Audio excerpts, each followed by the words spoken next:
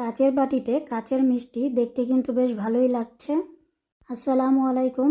বেশ কিছুদিন যাবতই কিন্তু মোবাইল হাতে নিলে ভাইরাল এই মিষ্টিটি দেখা যাচ্ছে। অবশেষে আজকে আমিও বানিয়ে নিলাম।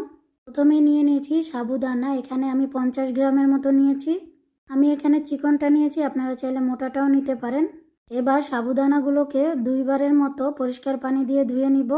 আজকের এই কাচের মিষ্টি বানানোর পিছনে আমার যে নাজেহাল অবস্থা হয়েছিল সেটাই আপনাদের সাথে শেয়ার করব। আশা করব না টেনে পুরো ভিডিওটি দেখবেন। সাবুদানাগুলো আমাদের ধুয়ে নেওয়া হয়ে গেছে। এবার সামান্য পরিমাণে গরম পানি দিয়ে কিছুক্ষণের জন্য ভিজিয়ে রাখব। ফিরে আসলাম কিছুক্ষণ পর। দেখতেই পাচ্ছেন সাবুদানাগুলো কিন্তু ফুলে গেছে আর নরম হয়ে গেছে বেশ। এবার হাত দিয়ে একটু চটকে মথে নিতে হবে।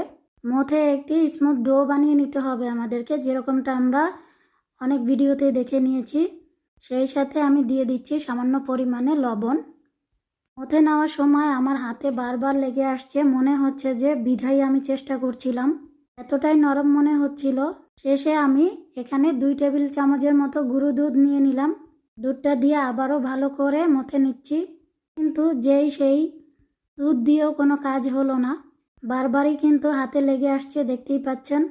তারপরও অনেক কষ্ট করে মথে নেওয়ার পরে হাতে বেশ খানিকটা তেল লাগিয়ে নিয়েছি। এবার সাবুদানার ডোর থেকে একটু একটু করে ডো আমি হাতে নিচ্ছিলাম আর লেগে যাচ্ছিল। তারপরও অনেকটা সময় নিয়ে কিন্তু মিষ্টির আকারে গোল গোল শেপ দিয়ে নিয়েছি। ফাইনালি অবশেষে মিষ্টিগুলো বানানো হয়ে গেছে।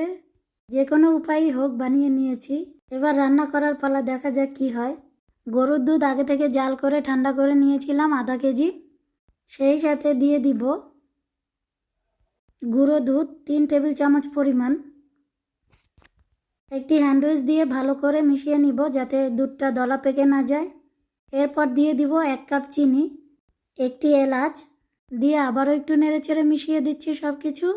অপেক্ষা করব ভালোভাবে বলক আসার জন্য। বলক চলে আসলে 5 মিনিট এভাবে জাল করে নিব। দেখতেই পাচ্ছেন দুধটা কিন্তু অনেকটাই কমে এসেছে। এরপর এর মধ্যে এখন দিয়ে দিব সেই মিষ্টিগুলো যেগুলো আমরা আগে বানিয়ে রেখেছিলাম। একটি একটি করে দিবেন, একসাথে সবগুলো দিতে যাবেন না। দিয়ে কিন্তু লাড়াচাড়া করা যাবে না, এমনিতেই এগুলো উপরে ভেসে উঠবে। ভেসে ওঠার পরে আমি একটু নেড়ে দিচ্ছি।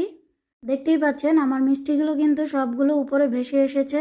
আমি বারবার একটু সাইড থেকে নেড়ে নেড়ে দুধের সরটাকে নামিয়ে দিচ্ছিলাম। আমাদের মিষ্টিটা কিন্তু প্রায় হয়ে এসেছে। আমি এই পর্যায়ে নামিয়ে নিব। আরও বেশি ঘন করলে ঠান্ডা হওয়ার পরে কিন্তু আরও বেশি ঘন হয়ে যাবে। দেখতেই পাচ্ছেন কালারটা কত সুন্দর হয়েছে। অবশেষে যে আমি বানাতে পেরেছি এইটাই আলহামদুলিল্লাহ, জীবনে প্রথমবার বানালাম। ঠান্ডা হওয়ার পরে একটি বাটিতে আমি তুলে আপনাদেরকে দেখিয়ে দিচ্ছি।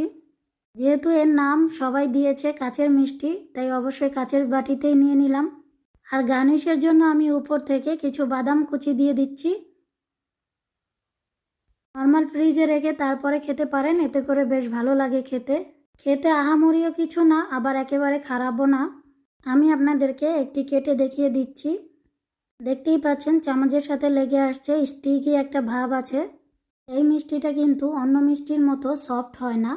যেহেতু অল্প কিছু উপকরণ দিয়ে বানিয়ে নেওয়া যায়, চাইলে আপনিও বাড়িতে বানিয়ে নিতে পারেন। ভিডিওটি দেখার জন্য সবাইকে ধন্যবাদ। আল্লাহ হাফেজ।